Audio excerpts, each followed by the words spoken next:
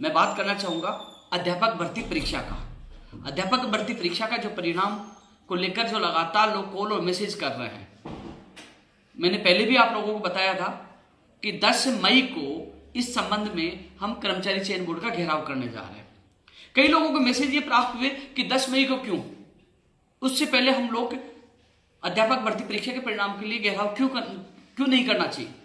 बहुत लोग मैसेज आ रहे हैं, लेकिन साथियों मैं आपको बता दूं, क्योंकि घर बैठे कमेंट करना और धरातल पर संघर्ष करने दोनों में अंतर है।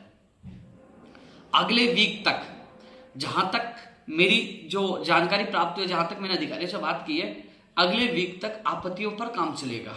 एक्सपर्ट जो भी हैं, जो आपत्तियां निस्तारण करने में जो बोर्ड कार्य कर रहा है, तो उसमें अगला वीक लग सकता है। उसके बाद मुझे लगता है उसके अगले वीक तक परिणाम को लेकर स्थिति स्पष्ट हो गई है, क्योंकि 10 तारीख को हम लोग इसलिए चुना है कि अगला वीक मान लो आपत्तियों का निस्तारण कर दे तो उसके बाद हम तुरंत जाकर कहें क्या परिणाम जारी करो, हम लोग दबाव बना सके। तो इसलिए साथियों 10 मई सोच समझ के चुना है।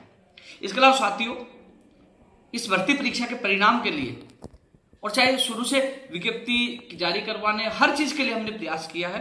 लेकिन एक चीज मैं आपको बता दूं, मुख्यमंत्री प्रमुख सचिव और सचिव कुलदीप राका जी और आरती डोगरा जी से मैंने मुलाकात की थी कि साहब, जब 25 अप्रैल को चेयरमैन साहब ने कहा कि हड़ताल की वजह से परिणाम में देरी होगी, तो साथियों एक हमारा प्रयास सफल हुआ है कि कर्मचारी चयन बोर्ड छुट्टी के दिन भी काम कर रहा है और अतिरिक्त लोगों की व्यवस्था की गई है। जो लोग हड़ताल में चले गए उनकी जगह और लोगों को लगाया गया है। तो ये कर्मचारी चयन बोर्ड की एक अच्छी पहल है और धन्यवाद देना चाहूंगा सीएमओ के अधिकारियों को, जिनके सामने मैंने बात रखी और उन्होंने इसमें विचार किया।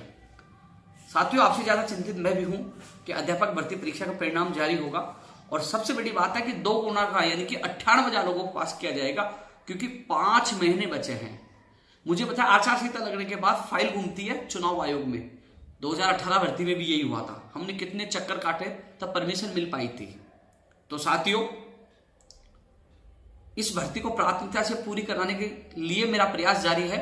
मुख्यमंत्री प्रमुख सचिव के सामने बात रखी थी कि अतिरिक्त कर्मचारियों की ड्यूटी लगाई जाए दस्तावेज सत्यापन में। तो चिंता न करिए, मेरा प्रयास होगा कि आचार संहिता लगे उससे पहले आप लोगों की ज्वाइनिंग हो जाए।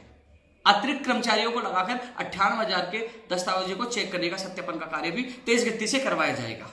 जो हड़ताल की वजह से कुछ लोग चले गए थे उनकी जगह भी किसी को एडजस्ट किया गया है। तो ऐसे में आपको चिंतित होने की आवश्यकता नहीं।